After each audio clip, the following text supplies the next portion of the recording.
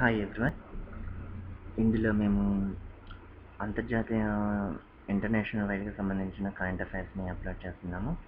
So ఈ video కానీ మీకు నచ్చినట్లయితే లైక్ చేయండి, షేర్ చేయండి, అలాగే మా ఛానల్ని సబ్స్క్రైబ్ చేయండి. సో ముందుగా ఫిబ్రవరి 2 అమెరికా విదేశాంగ మంత్రిగా ప్రముఖ వ్యాపారవేత్త ఎక్సన్ మొబైల్ మాజీ సీఈఓ డెక్స్ టిల్లర్సన్ బాధ్యతలు స్వీకరించారు. ఉపాధ్యక్షుడు మైక్ పెన్స్ ఆయనతో ప్రమాణం చేయించారు. 10 అణు వార్హెడ్లను మోసుకెళ్లగల DF-5C అనే కొత్త తరగతి క్షిపణిని చైనా పరీక్షించింది. డొనాల్డ్ ట్రంప్ నేతృత్వంలోని అమెరికాతో సైనిక ఉద్రిక్తతలు ఏర్పడే అవకాశం ఉన్న నేపథ్యంలో చైనా ఈ పరీక్ష నిర్వహించింది. ఈ క్షిపణి పరీక్ష జనవరిలో జరిగినట్లు అమెరికా మీడియా పేర్కొంది. వర్చువల్ రియాలిటీ VR సాంకేతిక పరిజ్ఞానాన్ని దొంగిలించారన్న ఆరోపణలపై ఫేస్బుక్పై అమెరికా న్యాయస్థానం $500 మిలియన్ దాదాపు 3,000 కోట్ల జరిమానా విధించింది. ఫిబ్రవరి 5 గత 3 రోజులుగా ఆఫ్ఘనిస్తాన్లో మంచు చర్యలు విరిగిపడిన ఘటనల్లో 100 మంది మృత్యువాత పడినట్లు అధికారులు వెల్లడించారు. బదాఖ్షాన్, సరిపుల్ ప్రావిన్సుల్లో హిమపాత ప్రభావం తీవ్రంగా ఉందని అధికారులు వెల్లడించారు. బాగ్గిస్, పార్వాన్, కాందహార్లలోనూ మంచు చర్యలు విరిగిపడినట్లు పేర్కొన్నారు. ఫిబ్రవరి 12 ఉత్తర కొరియా మధ్య శ్రేణి బాలిస్టిక్ క్షిపణిని పరీక్షించింది. కుసాంగ్ నగరం నుంచి జపాన్ సముద్రంలోకి ఈ క్షిపణిని ప్రయోగించినట్లు అమెరికా అధికార వర్గాలు గుర్తించాయి. ఫిబ్రవరి 15 భారత్లో తైవాన్ పార్లమెంటరీ ప్రతినిధి బృందం పర్యటించడంపై చైనా అభ్యంతరం వ్యక్తం చేసింది. తైవాన్ బృందానికి ఆతిథ్యం ఇవ్వడాన్ని వ్యతిరేకిస్తున్నామంటూ భారత్కు నిరసన తెలియజేసింది. తైవాన్ సంబంధిత వ్యవహారాల్లో ఆచితూచి వ్యవహరించాలని సూచించింది. భారత్ తైవాన్ సంబంధాలు పురోగమిస్తున్న తరుణంలో కొద్ది రోజుల క్రితం తైవాన్ మహిళా పార్లమెంటరీ ప్రతినిధి బృందం భారత్ను సందర్శించింది. ఫిబ్రవరి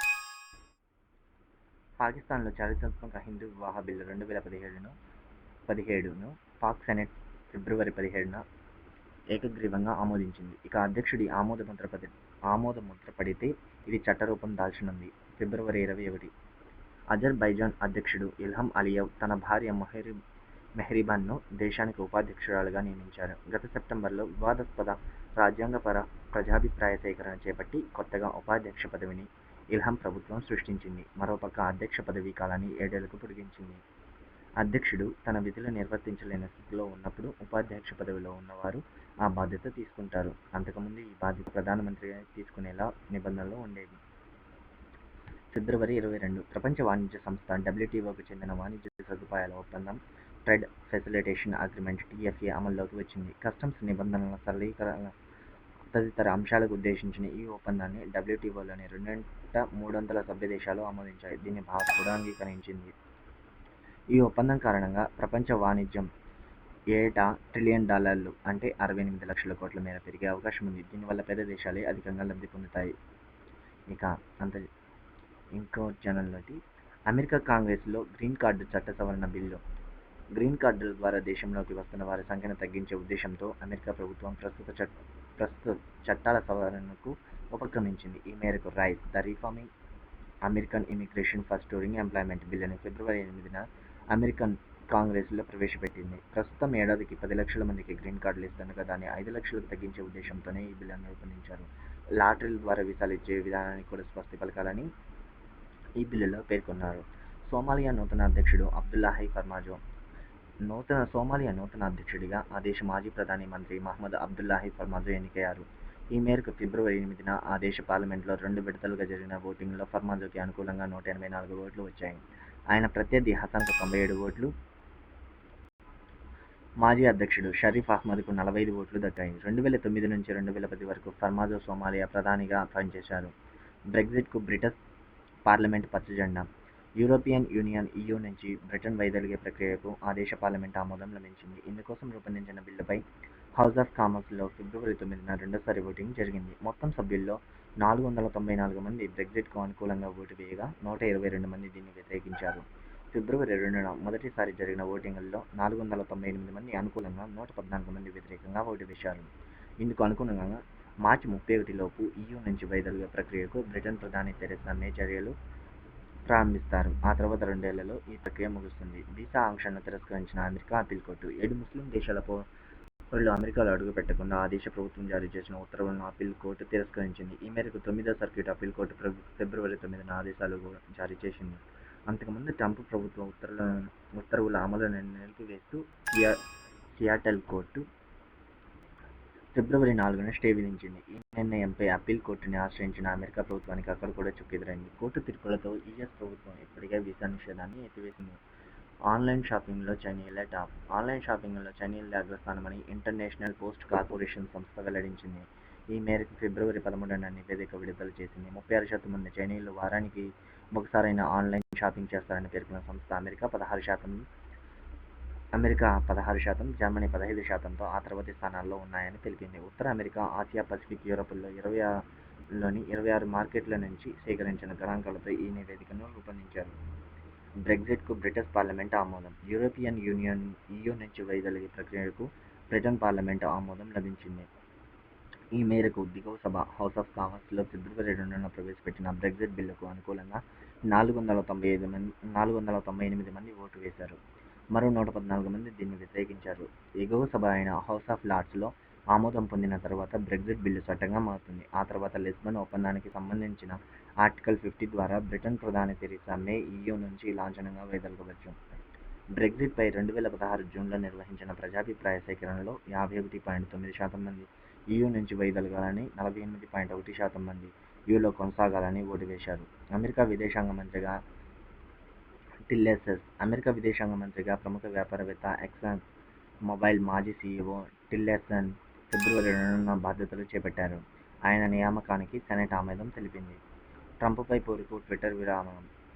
7 ఇస్లామిక్ దేశాలపై నిషేధం విధిస్తూ అమెరికా అధ్యక్షుడు ట్రంప్ తీసుకున్న నిర్ణయానికి వ్యతిరేకంగా పోరాడుతున్న అమెరికన్ సివిల్ లిబర్టీస్ యూనియన్ ACLUకు వివిధ కంపెనీలు బాసటగా నిలుస్తున్నాయి. ఈ మేరకు ఆ సంస్థకు ట్విట్టర్ $1.59 మిలియన్ విరామం ప్రకటించింది.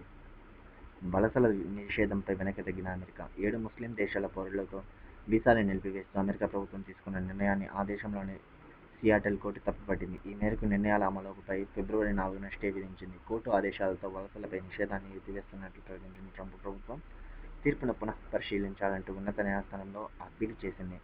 అయితే కింది స్థాయి కోర్టు ఇచ్చిన స్టే ఆదేశాలను అమెరికా ఉన్నత న్యాయస్థానం కూడా సమర్థించింది. శ్రీలంకలో పాఠశాల ఏర్పాటుకు భారత్ సహాయం. శ్రీలంకలోని పొలన్నారువ జిల్లాలో విభిన్న తెగల విద్యార్థులకు ప్రత్యేక పాఠశాల ఏర్పాటు చేసేందుకు ఆ దేశంతో భారత్ ఒప్పందం కుదుర్చుకుంది. ఈ మేరకు ఏకాభిప్రాయ పత్రాలపై ఫిబ్రవరి 2న రెండు దేశాల అధికారులు సంతకాలు చేశారు. ఈ విద్యాలయంలో సింహళీలు, తమిళులు, ముస్లింలకు సమాన అవకాశాలు కల్పించనున్నారు. 3 భాషల్లో విద్యాబోధన అందించనున్న పాఠశాల నిర్మాణానికి భారత్ 30 కోట్ల సహాయం అందిస్తుంది. హెక్మత్యార్ను ఉగ్రవాదుల జాబితా నుంచి తొలగించిన ఐరాస. ఆఫ్ఘనిస్తాన్ మాజీ ప్రధాని, మిలిటరీ కమాండర్ గుల్బుద్దీన్ హెక్మత్యార్ల ఉగ్రవాదుల జాబితా నుంచి ఐరాస తొలగించింది. ఈ మేరకు ఐరాస భద్రతా మండలి కమిటీ ఫిబ్రవరి 4న నిర్ణయాన్ని వెల్లడించింది. జప్తులో ఉన్న అతడి ఆస్తులకు విముక్తి కల్పించడంతో పాటు ప్రాణాలపై ఉన్న నిషేధాన్ని కూడా ఎత్తివేసింది. భారత్కు వ్యతిరేకి అయిన హెక్మత్యార్కు కాబుల్ కసాయి అనే పేరుంది. 1997 నుంచి పాకిస్తాన్లోనే ఉంటున్న అతడికి పాక్ గూఢచారి సంస్థ ISIతో సన్నిహిత సంబంధాలు ఉండేవి. రాణిగా 65 సంవత్సరాలు పూర్తి చేసుకున్న ఎలిజబెత్. ఇటీవల 90 సంవత్సరాలు పూర్తి చేసుకున్న బ్రిటన్ రాణి ఎలిజబెత్ ఫిబ్రవరి 6న రాణిగా 65 ఏళ్లు పూర్తి చేసుకున్నారు.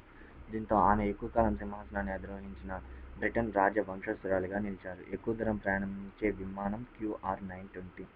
ప్రపంచంలోనే అత్యంత ఎక్కువ దూరం ప్రయాణించే నాన్ స్టాప్ విమాన సర్వీసును ఖతార్ ఎయిర్వేస్ ప్రారంభించింది.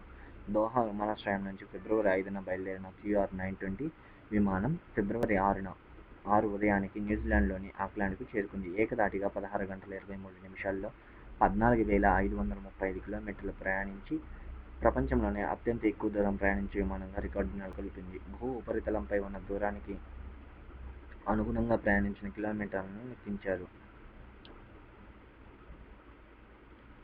కాగా దూరాన్ని ఆకాశ మార్గంలో కొలిచినప్పుడు ఎయిర్ ఇండియాకు చెందిన ఢిల్లీ శాన్ ఫ్రాన్సిస్కో విమానం అత్యంత ఎక్కువ దూరం ప్రయాణిస్తుంది.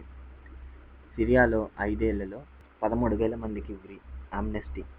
సిరియా రాజధాని డమస్కస్లోని సైద్నాయా జైల్లో గత 5 ఏళ్లలో 13,000 మందిని ఉరితీశారని అమ్నెస్టీ ఇంటర్నేషనల్ అనే మానవ హక్కుల స్వచ్ఛంద సంస్థ వెల్లడించింది. ఈ మేరకు ఫిబ్రవరి 7న ఓ నివేదిక విడుదల చేసింది. జైలు గార్డులు, జడ్జీలు తదితర 84